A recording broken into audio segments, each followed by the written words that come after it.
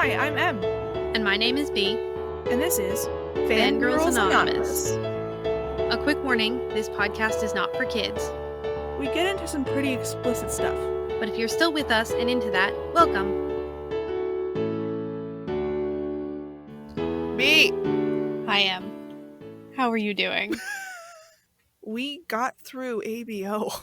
I can't believe we did that. Yeah. For all of you out there who Oh. were extremely squicked by that and just skipped it, congratulations, we're back. Yeah, we're normal now. Welcome back. Normal's a stretch. Yeah, that's true. Were we ever normal to begin with? So this episode is going to be much less squicky, but also a lot less weird. And not that ABO is bad. If you want to, go listen to our episodes. We really like ABO. But this episode is just a lot more down to earth, okay? We're going to be talking about fancraft. I'm super excited about this because this has been on our list since the beginning of this show. Like, we have wanted to talk about fancraft for a long time. Mm-hmm. And we just now got around to it. But before we can, we have Fit Club still going on. I have a couple weeks before we do our final episode of the season and the final Fic Club. The fic is The Lotus Eaters by Aldora89. Fantastic Spurk fic. If you want to, go ahead and read it, and then send us questions, analysis, comments, anything you'd like, to our email at mandbeapresents@gmail.com. I promise it's going to be fun, and we will definitely read your email if you send one. Mm-hmm. Go ahead and listen to our last couple of Fic Clubs if you want to get to the feel of it, but I think that they're great. I love doing the Fic Club. Anyway, we also have a Patreon. Super fun down there if you want to hang out with us. We have like a Reddit AMA thread that we were thinking about doing once we have enough people to ask questions. You know, that kind of stuff. We're just kind of setting up some stuff down there. I don't know why I'm saying down for Patreon. It's so weird. It's hell. Okay then. But yeah. So yeah, Patreon. It exists. If you want to support us, you can. Thank you very much for the people who are supporting us. Also, if you are listening on Apple, it'd be great if you reviewed us. We have a review on there right now, and it is very, very, very nice. The person who wrote it was extremely sweet. So if you like us, then review us if you want to. It is also out there for you to do. Anyway, podcast homework done. Fancraft. Fancraft is... There is a definition for it, but it's a little bit malleable, which we will talk about later.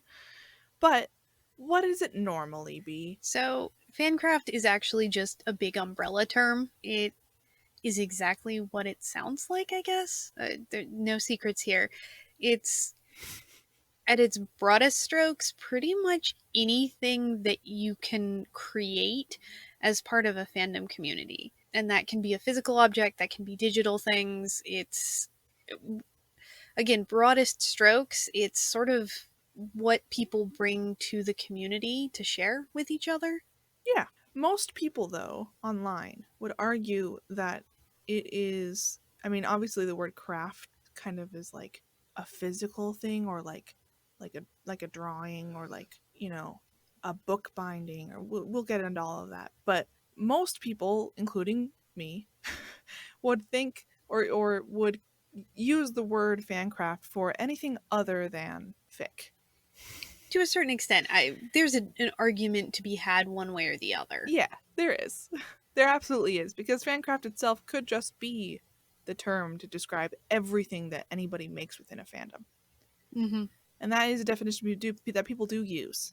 So take that for what it is. But I happen to think that it is everything that isn't fic, because fic in itself is kind of its own separate thing, you know. But we will talk about it almost that more. It feels like the Venn diagram almost. Like, you've got a fancraft and a fanfic, and there's definitely a significant degree of overlap, but they're still separate circles. They are, for a reason. Yeah. For multiple reasons that some are lost to the annals of history. But I mean, to be fair, it might just be a completely arbitrary separation. it could be, and it probably is. A lot of these are kind of completely arbitrary separations. Absolutely. Like, tropes can be completely arbitrary separations, and yet we still define them. Mm-hmm. That's just kind of humanity, really, at its core. Yes. Defining Our things love into of other putting things things. in little label boxes. We love it. We get uncomfy when they don't fit. Mm-hmm. But, speaking of that, we're going to try and fit some things into boxes in this episode. Yeah, at least to discuss some them. Because there's examples. just, like, you may have noticed with how general that definition is, there's so much Yeah. to cover, and we are not getting to even remotely most of it here. No. There's so much more. If you are a connoisseur, if you are somebody who just dives deep into a fan craft that we don't illustrate in here, please send us an email and tell us about it and tell us off that we didn't talk about it in this episode. We will gladly talk about it in a future episode, probably. But anyway, yeah, we tried to get as much as we could in this list.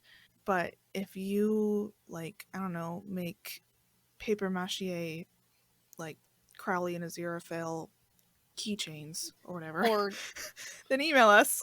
Elaborate shadow puppet plays that you script and create dolls for, please tell us. And maybe have a YouTube channel for it or something. Ooh, we didn't do YouTube channels. Could a whole YouTube channel be a fan craft? That's a question. That is a question. I don't have an answer for you. I love that. We don't have an answer for you, the audience. But that's okay. Let's start with something that most people are familiar with. Fan art.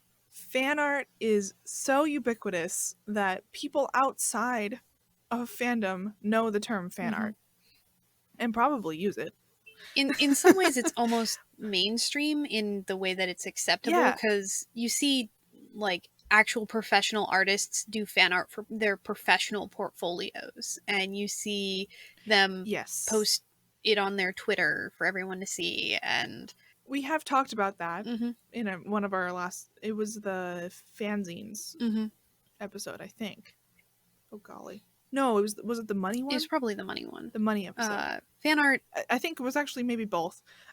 Yeah, fan art is almost its own category of fan craft, because it actually doesn't follow a lot of the rules that everybody else does, which we will talk so about. In that Venn diagram, add that third circle, I would say. Because you could kind of put all of the other things that we're going to talk about within either those three circles or the overlapping sections. Be really interesting to actually make it. That'd be so fun.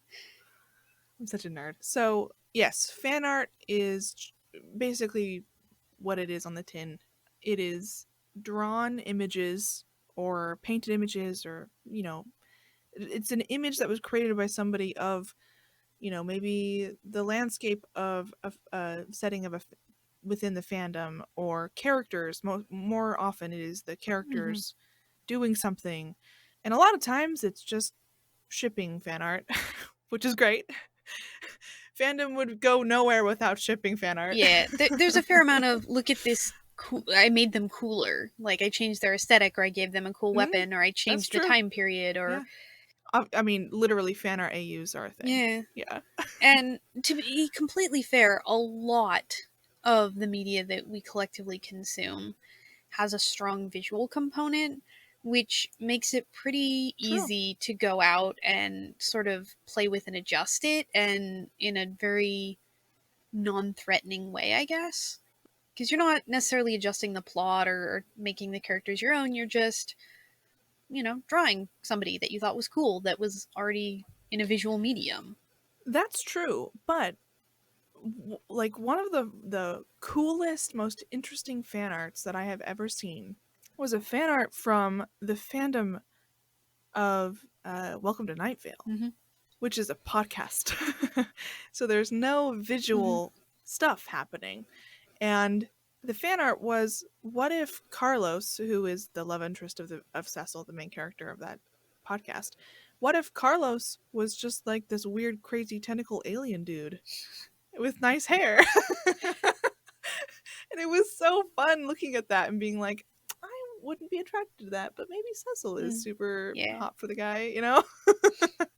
And I just, you can also be incredibly creative with fan art. I know that's like such a blase statement because it's so true, but it's actually so Mm-hmm. true. Like, you can be incredibly creative, especially if the stuff that you're working on, the fandom that you're working within, doesn't have any visual Mm-hmm. systems at all. And what's cool also about fan art is that sometimes everybody just decides that if there's no visual system to base your character off of, everybody just decides the same thing for a specific character. Like, Cecil is always like a white guy, tall, skinny, white Mm-hmm. hair, and with a third eye. Mm-hmm. That's one of his more popular interpretations, but it's far from the only one. Oh no, of course, yeah, but I just love it how there's kind of a Mm-hmm. continuity within a big fandom like that with art. Like with fic, I kind of get it Yeah. more so for some reason, but with art specifically, like, you can't make two artists do the same thing. Like, it would be really difficult. Not to have a wildly off topic tangent or anything, but the thing that I love about fan art is Yeah.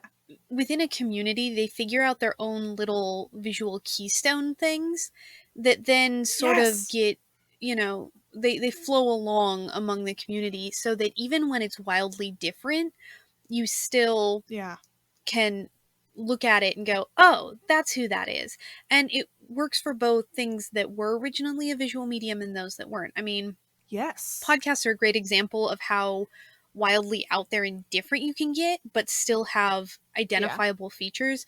I would argue that Cecil's isn't always, a white guy or tall or whatever, but he's almost always depicted with extra eyes or eyes in weird places, and he's strongly influenced by the color purple because one of the only visuals you have with the podcast Yes. is the little card that is, you know, I guess album art for lack of better word, which is purple. Oh god, our album art is pink and orange and gray Mm-hmm. tones. Uh, If anybody does fan art of us, holy shit.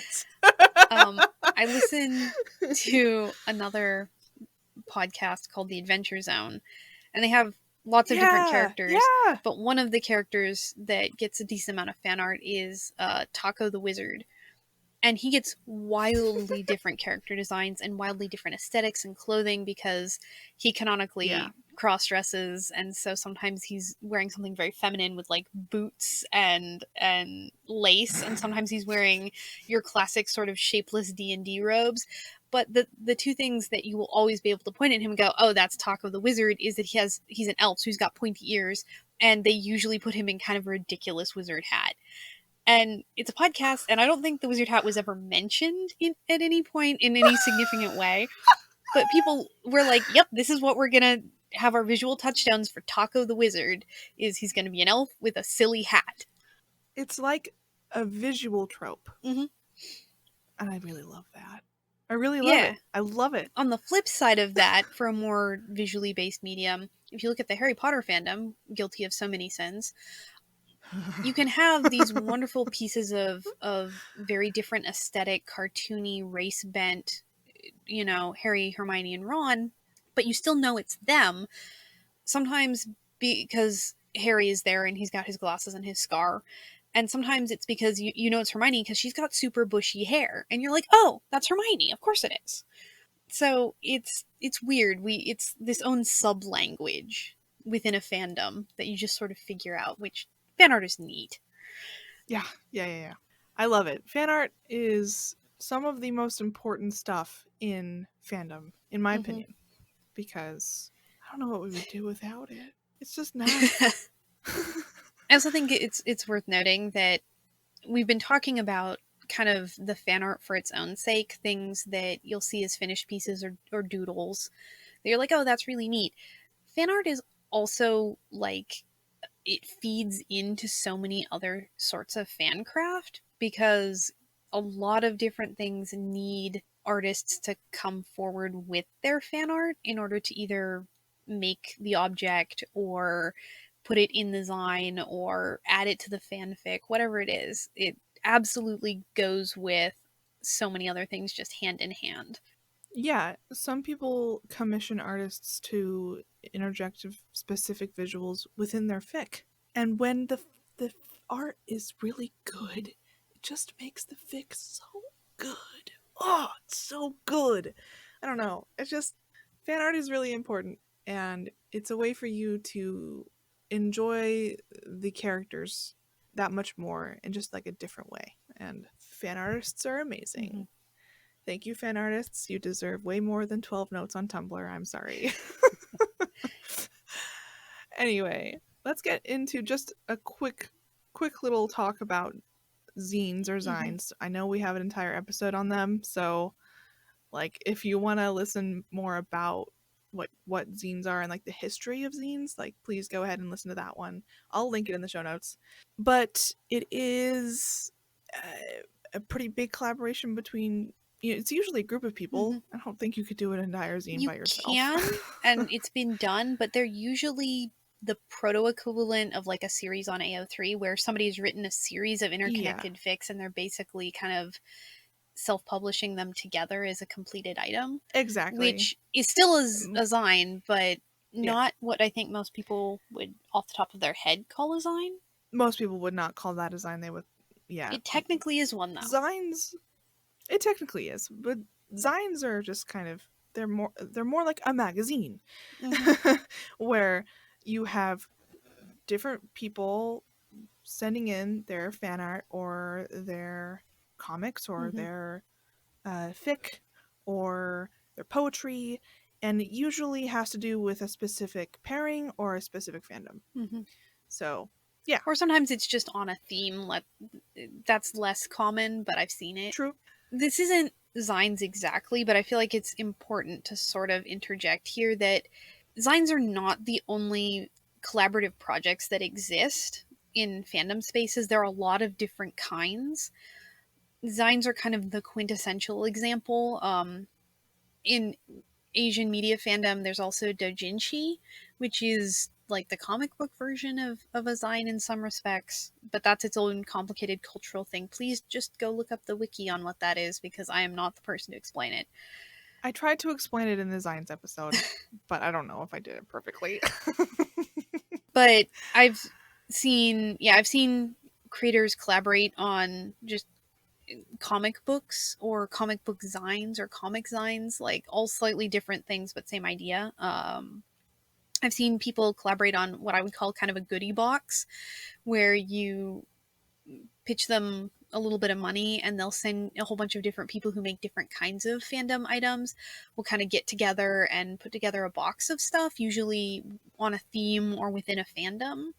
So you can get like your keychain and a banner and a piece of signed fan art, and it's just sort of people in fandom being like, hey, these are really cool, let's, you give us all a little bit of money so that we can materials and shipping, and we'll send you some really neat stuff. I want that for Bigfoot. Sorry, go on. One of the really cool things that I've seen, I don't know exactly what it was. It was a friend of mine who got it, but it was something like a Kickstarter. I'm not sure it was actually a Kickstarter, but it was a whole bunch of different artists who got together and made a goodie box for a specific fandom. And one of the things that they had in there that was sort of the centerpiece, that was really what you were getting out of it, was a tarot deck of the fandom with a whole bunch of different artists contributing the cards. So you got all of this Oh my beautiful fandom god. based fan art on these tarot cards that you got to have, and it was really well done and pretty, and it had a whole bunch of little extras in it that were super exciting. Do you remember what fandom it was? It was the Magnus Archives fandom, so it was all sort of creepy. Holy shit. I have not listened at all to the Magnus Archives, but I know enough to know that that is Mm-hmm. amazing. Oh my god. What an amazing idea. That should happen more often. I wonder if it's like cost prohibitive to like create the tarot cards. It is. I think this may or may not have been part of like a like a charity community event. So Oh, okay. I know it was definitely limited run, Yeah. which Yeah, is definitely. the good thing and the bad thing about these sort of collaborative projects is they do tend to be fairly limited, and also you have to know where to look and who to talk to in the fandom, and you have to be ready to pounce on the opportunity because it is very much first comes first serve. But they are really cool Totally. when they Yeah. happen. That sounds amazing, and I kind of want to get in on one of them someday, eventually. Maybe a Spurk thing will happen again. I miss Spurk signs. Anyway, the next little box that we are trying to make. And this one's such a fuzzy box. Like It is so fuzzy. I wasn't sure what else to call this. It's one of those Claire's, like, pink fluffy boxes that you have in your room when you're 9. Okay, this is one of those boxes. It, it is a I would call this a thing box. So you're making an actual, like, can hold in your hands thing that is not a book, like a zine or a collaboration thing, Or a you know, like digital. yeah, like a printed out digital thing, yeah, or art. It's not art either. Mhm. It is, for example, toys, accessories, like, you say here branded items, So which is funny. I don't know how to explain it. It's things that are part of the brand or the franchise. It's Yeah, licensed okay. characters and things that, to be completely frank, whoever made it probably doesn't own the rights to, but they're not making enough money for the Yeah, corporations to go after them. yeah, So, and I love that. Yes, fuck the corporations. But, like, it says here, like, Etsy keychains, okay? Think of it something like that, or like a crochet doll, which is adorable. Like, if you want a Captain America crochet doll in your bed, like, you can go on Etsy and find it, and it's cute, or you can make it yourself. which, not, again, That's not to go on a also wild tangent here, but I have a white whale, and the white whale is a comics accurate Bucky Bear. Okay? I need it, and I cannot find it. Nobody sells it. There is no pattern to be found. B, I you need to found make it. one reference image of what I want, and I will make it someday. You're gonna. But just so you know, that is my white whale. So if anybody has relevant information on the comics accurate Bucky Bear, B, when you make that Bucky Bear, we're going to put a photo of it in the show notes, even if it has nothing to do with the episode we have just recorded, okay? And if we're still doing the podcast, like, that needs to happen. Holy shit, Mhm. I'm so excited. I need to see that Bucky Bear with my own 2 eyes. Anyway, that's a good example. Making your own Bucky Bear is kind of Mhm. this fuzzy pink Claire's box that we're talking about. And then also character dolls. I have a Mhm. friend at my work that likes character dolls, and I've never been super into them, but, you know, I can see why people like them. Like, why do people like action figures? You know, Mhm. it's just kind of nice Which, seeing the character you like in great detail. Usually it's anime. I have found it's a lot of yeah. anime character dolls, the ones that are like mass produced. Which it's I would say that a mass produced item, not fancraft, but Oh there yeah, are that's true. people who take the mass produced items and tweak them or change them That's in order to fancraft. make them into distinct or unique fandom characters. Like they'll take the standard doll and then they'll kind of mod it Oh yeah. to make it unique, Oh which yeah. is fancraft. Absolutely. Absolutely. That's so fancraft. And then there are those that do, like, crochet knitting, like what I was saying with the whole Captain America crochet doll in your bed.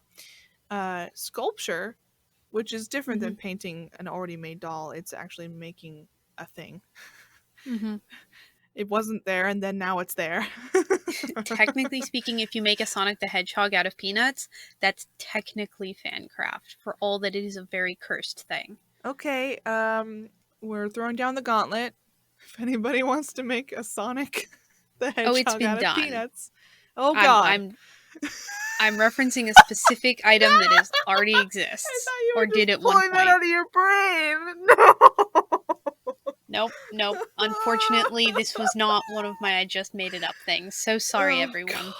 Well, you're gonna need to find the link and then give it to me so I can put it in the show notes. B. Holy crap. Okay, and then another thing in this fuzzy box is the handmade cosplay items. Not necessarily cosplay itself, but the items that a cosplayer would hold when wearing the Mm-hmm. cosplay thing, right? Is Yeah, that what you were trying to convey? it's fuzzy. Let's add a fourth circle to our Venn diagram. No, it's not that big. Handheld cosplay items is not that big compared to fan art, fan No, but fiction. cosplay in general. Oh, okay. Yeah, okay. That's the fourth. Yeah, I agree with you. That's it. That is the fourth Mm-hmm. circle. Yeah, the cosplay items I think that are fandom specific. Again, this rolls a lot back to anime fandom because it's so heavily stylized and things, such that if you make or buy, I guess that's not really fan craft, so we're gonna stick with make. Or My mod. Hero Academia gym outfit, it's so distinct. You can put it on, walk anywhere, and people will know what that is. So the making of the item itself is pretty clearly fancraft. All of cosplay doesn't necessarily fall under that umbrella in the same way, which we'll get to that in a minute. Okay, so next box, fan games.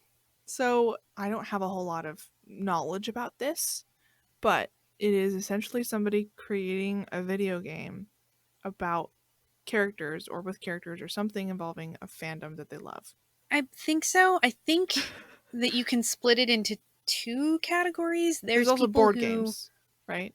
yes, I was thinking more digital games, but yeah, I guess there's also board games. I think that you can mostly split, even with board games in the mix, it into either it's somebody making an entire original game, or it's people kind of stripping the guts out of a different game and slapping their own dialogue and aesthetic on top.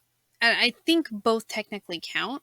I don't know enough about it to be super well informed though, so anybody Yeah. who makes or runs in these circles, please tell us more. Yeah, we would love to know more. Yeah, no, those video games are fun, and I love it that people are messing with that medium as well because video games are really hard to make. And I applaud anybody who does it just for the love of it. They deserve all of the applause. Mm-hmm. Next thing that is I mean, it's not huge, but it's important to the ecosystem of fancraft, in my opinion. Fan Mm-hmm. edits. And I desperately need everybody who is watching this to go to the show notes and click on the Profound Bond link that I have in there. If you have not already watched this fan edit, do yourself a favor and watch it because it is actually my favorite fancraft thing in the entire world. I love it. I have watched it a number of times. I love movies, and by extension, trailers are awesome. And this is a video that somebody made using only like images and like only scenes and different things from Supernatural to create a rom-com movie trailer, and it is just everything you could ever want, like from that description and definite. Oh my god, it's so good. What do you think, B? Because I know it's been a while since you've seen it, but you liked it, right? And you're not even that huge of a Supernatural person.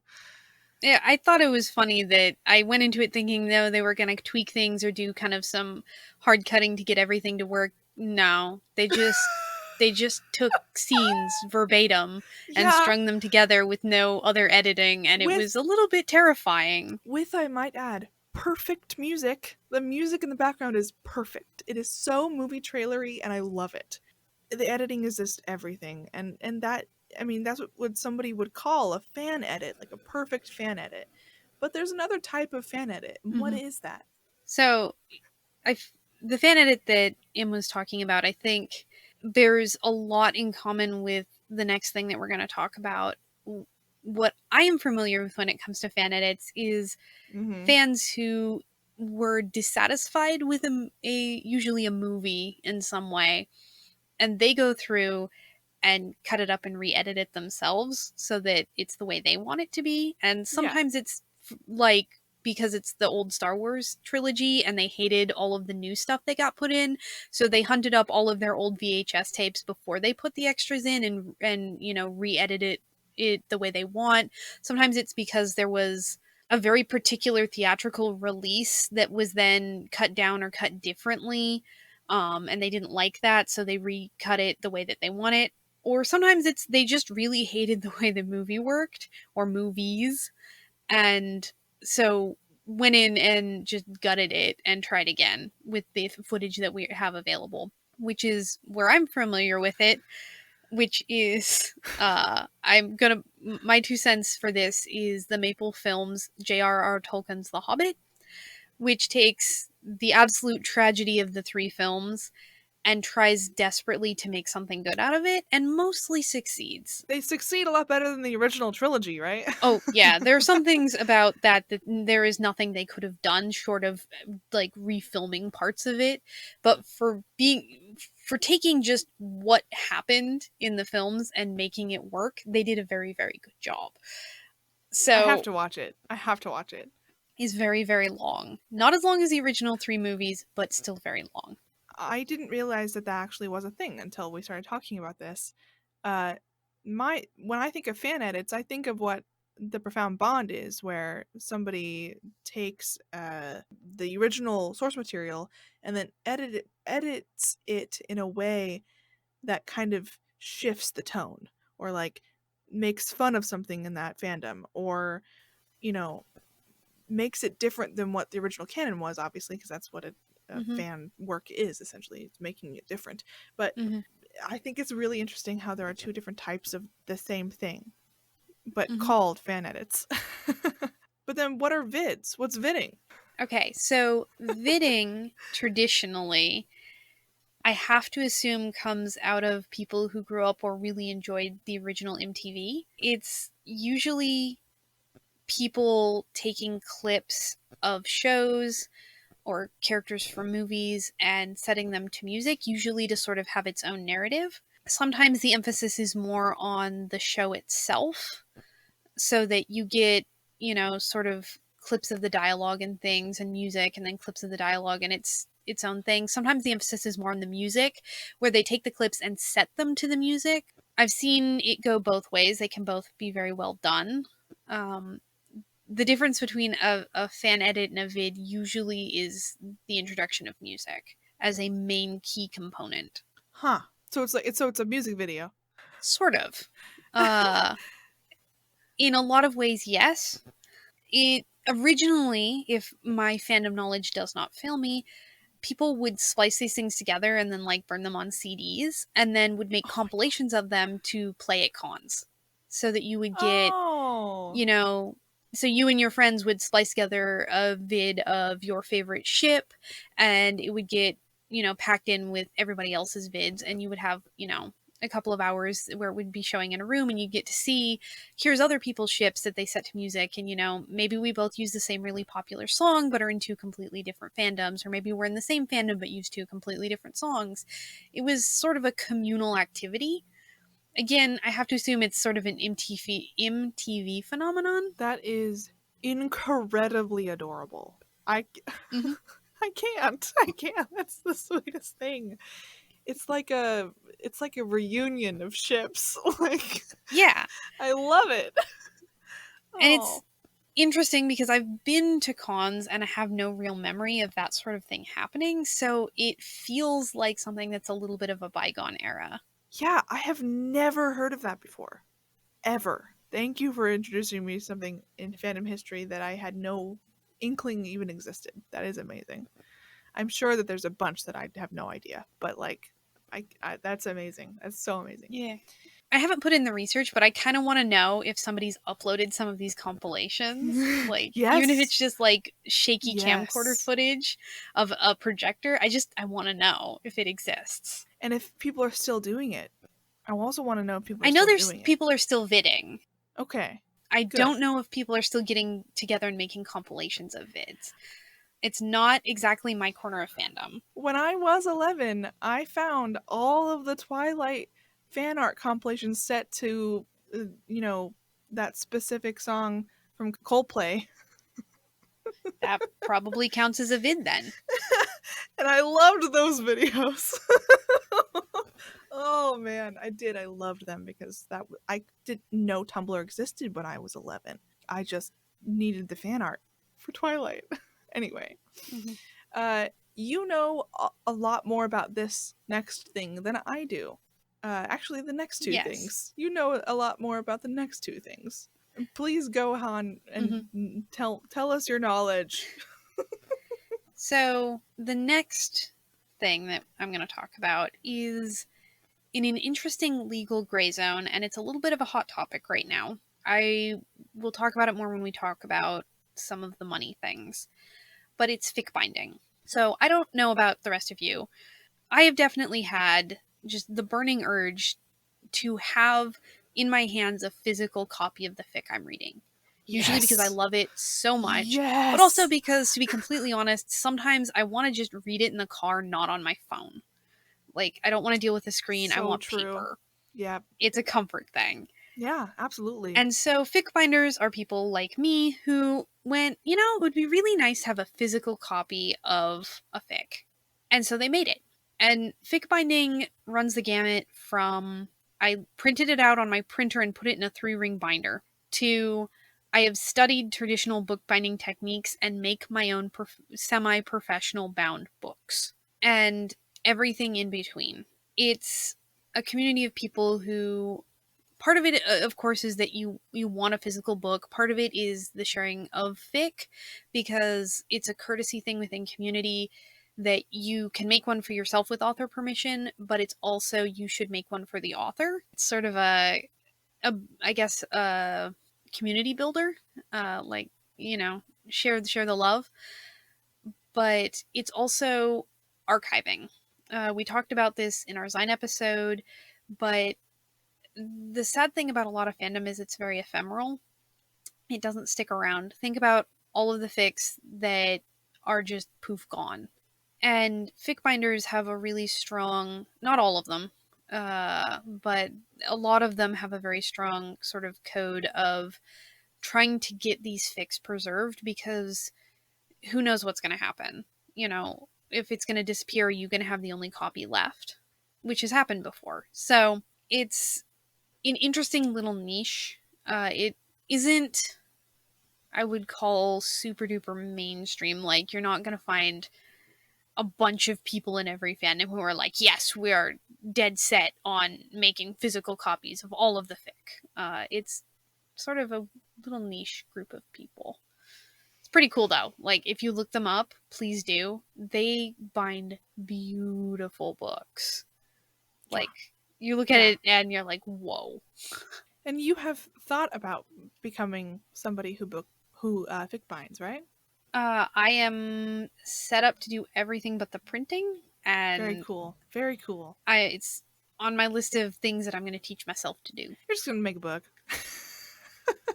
I desperately want to take these things with me to places where, like, you probably would not be expected to be reading that, just so I can say that, I went here and was reading this, because it's funny to me. That is hilarious and also amazing. We've already talked about fics that you need to bind. Yeah, if you really like fic and you really want to pass it on through the years, I would 100% recommend looking into it. It can be pretty complicated if you want it to be. It can also be pretty simple. Like I said, if you just want to print the thing out and slap it in a 3-ring binder, that works. Okay, so podfic. Some of you who don't know what podfic is, maybe like, is this podfic? No, it's not. Podfic is when somebody decides to either read out loud a fic that has been already written, or just put out a podcast of a fic that hasn't been published yet, or will never be published. It's only going to be podfic. But is that even a thing? The second thing can be, but it's not super common. It is much, much more common for people to do works that are already written, especially because although there is overlap between those who write and those who read, a lot of the time podfickers are not the people who are writing the fic. Yeah. They tend, sometimes they are the friend of the person who wrote the fic. Frequently, even. Okay, frequently. I've never actually listened to a podfic. I feel like a terrible fandom person now, but I haven't. It's hard. An acquired taste. It's really difficult for me to listen to books on tape, just published books, not even fic. because I am maybe slightly a control freak, and I want to be able to have the characters act out in my head the way I want them to. And if somebody else is saying the words in a way that I don't want them to be said, then it just completely takes me out of the experience. But if you love podfic, it exists. It's out there. If you Mm-hmm. love people reading out stories to you because you want to run or listen to it in your car when you're driving somewhere, Mm-hmm. then yeah, that's a perfect spot for that. I will also point out there that one, it's an accessibility thing. So, Oh, that great way also very much true. Yes, you're right. for people who have hard time reading fic. This is a good way. Also, I'm going to put out there it's one of the more discreet ways to consume fic because as long as you've got a Yeah. good poker face, people will assume you are listening to music. Or not fan fiction. Yes. It's genuinely a good way to not let people in on it if that's your thing. Like you don't want to get caught on the bus, great way to not get caught on the bus. That is hilarious. Oh my god. That just reminds me of that post on Tumblr where that girl was like listening to like a podfic and she didn't realize that her headphone jack was out of whack on her phone and everybody in the bus was listening to it alongside her. Oh, oh, that poor girl. Ouch. Yeah, ouch. Okay, next thing. Podcasts. Us. The thing you are Mhm. listening to. I don't really know a whole lot about other podcasts about fandom. I really don't. I have not looked into it. And B, don't There tell me aren't anything. okay. I Um I know that there aren't that many. yeah. I in for the most part, I don't think that what we do is what most fandom podcasts do. I think it's a lot more common for people to focus on a fandom Yes. and talk about it, critique it, pick it apart, go episode by episode. Yes. I have met somebody online who did just a very specifically Harry Potter fandom podcast. And Mm-hmm. I was like, wow, I couldn't just stay in one fandom for a podcast. I Mm-hmm. couldn't. We happen to be just two very strange people who have accumulated a bunch of knowledge about a lot of fandoms and are willing to do a lot of research for other stuff too. We just happen to be those two people, and that's why we have Mm-hmm. this particular podcast. But it's true. There are whole ass podcasts about fandom, and you are listening to one right now. We don't have to get into a whole lot about that Mm-hmm. because you're listening to it. Yeah, Let's kind of get into some of the debatable examples. which we've Uh, sort of been talking about yeah, this whole time. yeah, we have. And the two that we have here are cosplay and fanfiction. Cosplay. Why do you think it isn't? So it's definitely a craft. It's Oh yeah. definitely a lot of hard work and time and money that people go into, and most of the time it is to recreate specific characters in a fandom. Oh yeah. The thing is, though, that cosplay is this big umbrella term for a lot of different kinds of things. It's its a whole subset community of just geek culture, not even necessarily fandom, because there are people who put a great deal of effort into making like very like you are the character perfectly. But there are also people who are like, I'm making a character in the style of, it is me or Mm. whoever I choose to be at this moment, but I would be in this show recognizably. And it crosses over with, historical costuming and fashion design and all these other things that are related to fandom or could be, but aren't necessarily. Hmm. So it feels like, yes, it is a fan craft, but cosplay is an umbrella term for something bigger. It is a fourth circle on our Venn diagram. There's a fair amount of overlap, but not entirely. Yeah, it's not. It's you cannot stuff it in the others. Mm-hmm. In the other circles.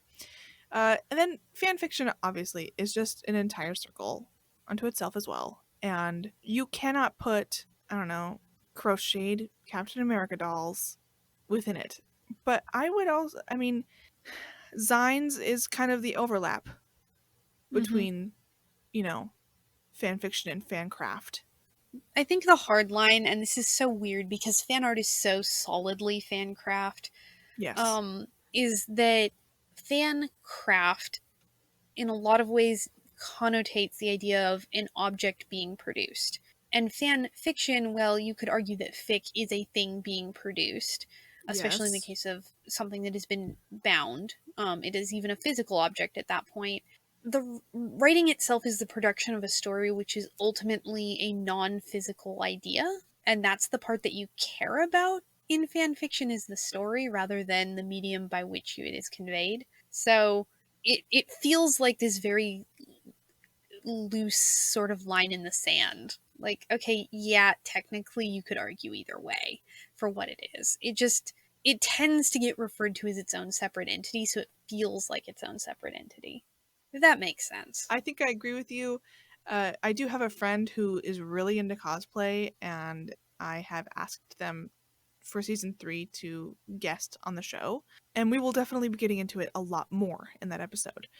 But Mm-hmm. yeah, it is obviously part of the whole fandom thing, obviously, but it's also so much part of other things in the world that have very little to do with fandom that it's like it's its own circle. And fan fiction is its own circle. Do we really need to talk about the money thing 2.0? The money thing is, please listen to our episode on money. Yeah. That's the heart of it, is the debate. In Fancraft, there's a rule of thumb, I think, for most people, which is, with the exception of people on Etsy who are usually running businesses and thereby trying to turn a profit, if it's in the smaller sort of community based exchanges, the rule of thumb is that you're going to do cost of materials or a very low profit. Yeah. And Or it's gift giving. yes, there's a huge gift giving culture. It's unlike fan fiction where it is literally you're attacking intellectual property by the creating and at least supposedly profiting of actual physical objects. For some reason that makes people come down on you harder. I don't know why exactly. So Yeah, it's like strange. the legality of fancraft is a lot stricter in many ways, Absolutely. which is why binding is a super hard weird zone because fic is plentiful, but once you physically turn it into an object, if you try and sell it, that's like pirating somebody's book, but So true. worse. So true. So, You wouldn't pirate a book. Yeah, I would. yeah, we would. So it's worth noting that Fancraft tends to be a little bit more conservative about the money issue in terms of like Yes. don't bring up the money. We don't want anybody's fun to get ruined. Let's just put it that way. Mm-hmm. By what some people would consider greed. We get into a lot of the nitty-gritty and the hazy details in that episode about money. Mm-hmm. I think we called it the Great Money Debate. Um Yes. yeah, it's a good episode, I would say, and we kind of really get into our opinions on it. Go and listen to it. Okay, so I think we really got into everything we needed to get into regarding Fancraft. Mm-hmm. We always get into stuff that I have no idea that we're going to get into in every episode, and I love it. But now we get to do Rat Corner! Oh my god, it's been so long since we've done that. So long. Oh my gosh, Bea, do you want to go first or should I go first? I have a little bit of backstory on mine, so why don't you Okay, go I'll go first? first. I'll go real quick. So I've been getting into Q and Bond from the Bond fandom. Great ship! Like, actually a great ship. And I found a really cute little fic just going through the AO3 tag. Love and Other Hazardous Materials by Luchia. It is really adorable. It is about Bond and Q like loving their jobs so much that they think that if they fall in love with each other, then they'll ruin their jobs. At least that's what Q thinks. It's very, very sweet. It's not that long. It's only 3.5K. So if you want a good little like dip your toes into Q Bond, or as some people say, double OQ, which is so cute, then go ahead and read this. It's really, really sweet. I will probably be wrecking more double OQ stuff. in the future because I'm reading a lot of it right now. Please go ahead and regale us with your story. What is this date? Why did you put a date next to this So, link? I am late to this party, and I apologize for being somewhat late. But on March 18th of 2022, there was a stone in a national park in Japan which split in two, Yes! and this stone was purported to have held a fox spirit by the name of Tatame no Mae. And so, well, I would like belatedly to welcome Tatame no Mae into this absolute nightmare of a world we live in, and Yes, hope that she's welcome. enjoying her freedom. Please continue to poison the ruling monarchs. Please. Thank you. Please continue doing that. In double fold your efforts. So, in honor of her return to the mortal realms, I'm going to rec a fic called Complicated Creation by Elemental. It is in the My Hero Academia fandom, and it's a fic in which quirks which are their superpowers, instead of just being sort of these things that exist in the world, they're caused by these guardian spirits that nobody can see except for Izuku. And it's a great plot. It's really interesting and world building and strange and really delightful to read. It's complete. Please go read it.